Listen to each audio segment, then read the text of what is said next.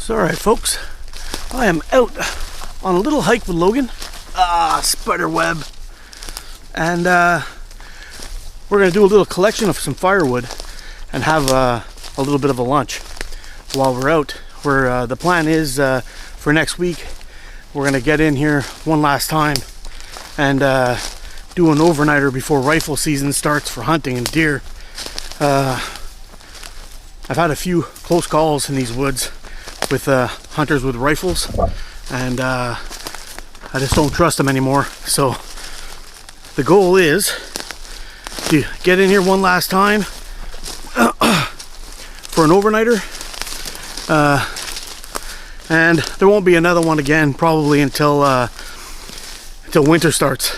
So we are hitting the trails. We are on our way to the to our location. We're gonna collect a little bit. We're gonna collect a little bit of firewood and prepare, because once we get here on Friday night, we want to get here, set up, collect a little bit more firewood, and then be ready for the night.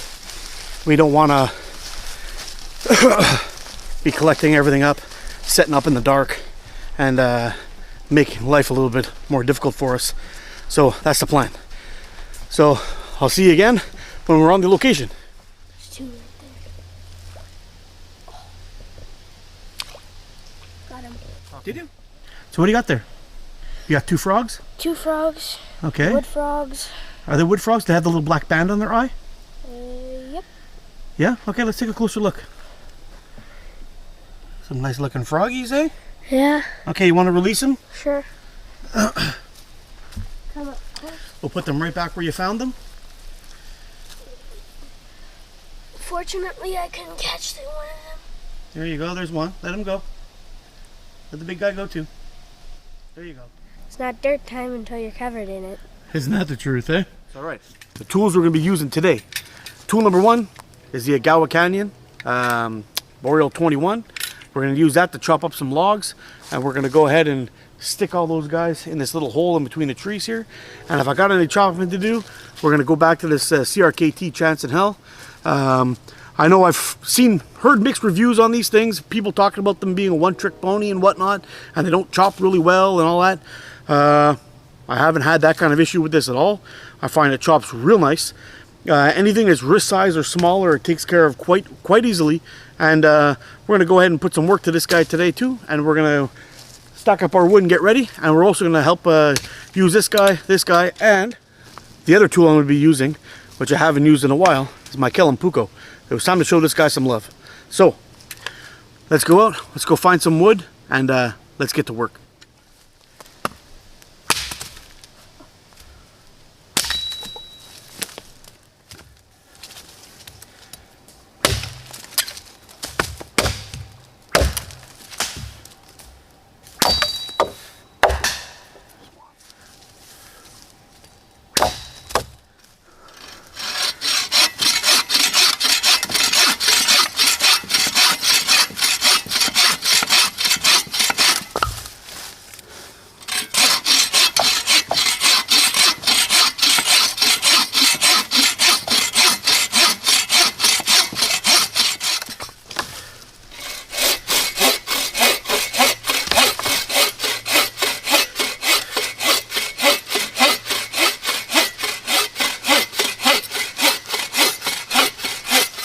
There you go.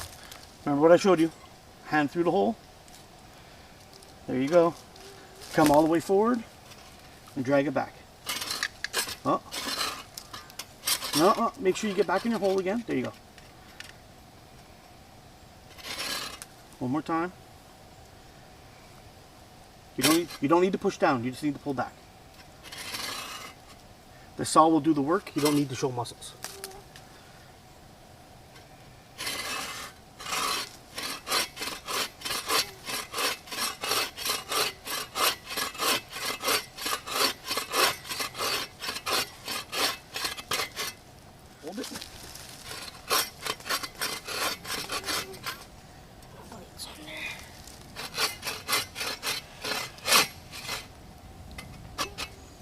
Hold it. Hold it closer down to the bottom.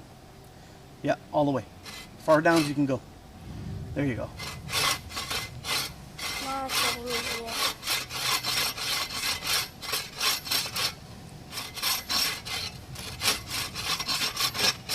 No, don't go too fast. Nice and slow.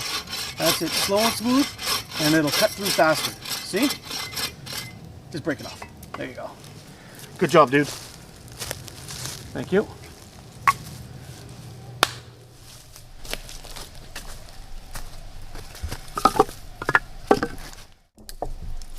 Snap.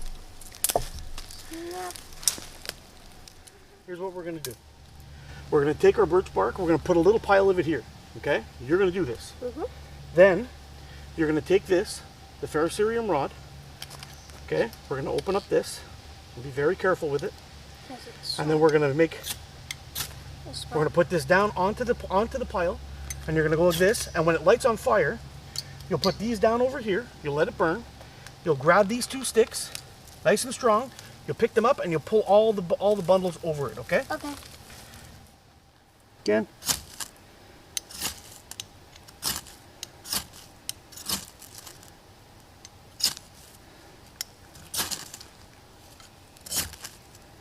There you go, you got it. Okay, take your tools, put them over the sides.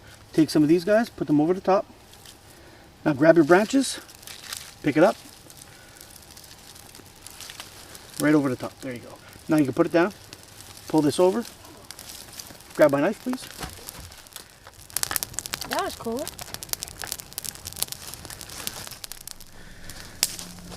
So kind of the interesting thing is when you, once you start showing your children, you know, basic woodland, skills, and you know, how to use their tools properly. I think when you start them off at a young age, you know, there's people are gonna say, oh, you know, that's dangerous and blah blah blah, and you know what, it is. But it really does depend on your kid. Logan is a very good kid. He listens really well. He takes instructions very well, and he knows when it's time to be goofy and it's time to be serious. And I think that's the most important thing. You don't want them to, you know, to go over there and pick up a saw and just start going crazy and acting like a fool. That's when a kid gets really hurt, and so do adults. I mean, it happens to all of us sometimes when we're not paying attention to what we're doing and we get cut. And I don't have to worry about Logan going around touching things and all that stuff that he's not supposed to touch. He's very good like that. But if you've got a mischievous kid, you might want to wait till he's a little bit older. But Logan is 9 years old. And with a little bit of direction, a little bit of practice here and there, he's going to learn all these skills, and he's going to learn them young, and hopefully he'll be able to pass that on to his children when he gets older, or some friends or whatever. And I think it's important that you can you know, plant the seed for the outdoors now, because once they become adults, it'll carry on. It's something that me and him both share, and I find it important. Well, it's important to me, and I think Logan enjoys it, don't you? Mm-hmm. Yeah. So as we practice this, the more he shows me responsibility in the things that he's doing, the more leeway I'll be giving him. So it should be interesting, and to see how far he comes at what a young age. Should be pretty cool. We got some rice here that I've already spiced up. And then we are going to need some water in there.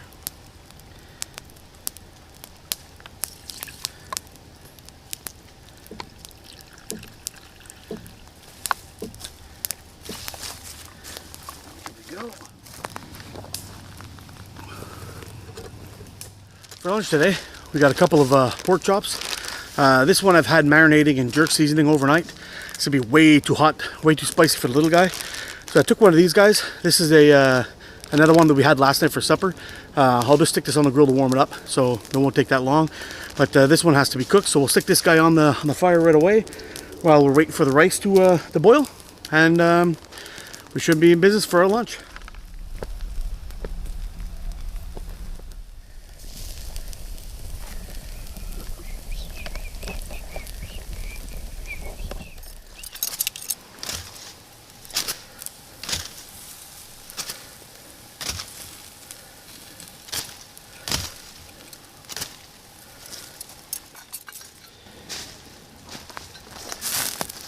rice is ready. All right, so there we go. Jerk pork chop, a little bit of rice. I put this spice inside the rice. It's called Cool Runnings. It's a Caribbean style dry rub, but I like to add it to my rice. It adds a good flavor and a nice spice to it. And the jerk, those of you who've ever had jerk chicken, it's excellent on pork as well, but quite spicy. So if you're not used to spicy food, don't eat jerk. It'll kill you. Sorry guys, we didn't get a huge pile of wood set up. We are a little bit limited in time today, so we got about as much as we could done. So we still had time to cook lunch in a reasonable hour, and we end up using some more wood. But we're gonna poke around here just a little bit more, see if we can collect a little bit more wood.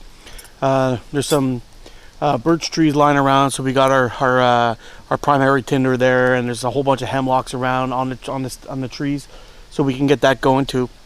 It's not so bad. There's a few standing deads around here that I can go and pick some stuff off of, which is all right. And this will definitely just give us a head start. And if we have to do our night with just that little bit, well, we can handle it this time of year. It's no big deal. But in wintertime, that wouldn't cut it at all. We need to really fill that up. But if I find a nice standing dead here somewhere around close, what I'll do is I'll cut it into 4-foot lengths, and this will get our fire started, and then the 4-foot lengths after that will be our long fire to keep us going throughout the night. So that's it for now, I guess. We had a great lunch. Logan got some practice in. He got some dirt time, and he's learning, and he's doing a good job. And I guess that's about it. So hopefully next week, if everything turns out all right. Sorry about the light there, guys. Hopefully next week, if everything turns out all right, we'll be able to get on back out here and film another overnight for you. The tree that we were throwing the knives at is still around. It hasn't fallen down yet, and it actually has a few leaves on it, so I think it may still be a little bit alive, but it's got a giant hole in the front of it. But I think we'll bring the tomahawk out. We'll have a little fun with that and see how that goes. But for now, I guess that's all I got to say. So thanks for watching. You guys get out and explore. We'll see you on the next one.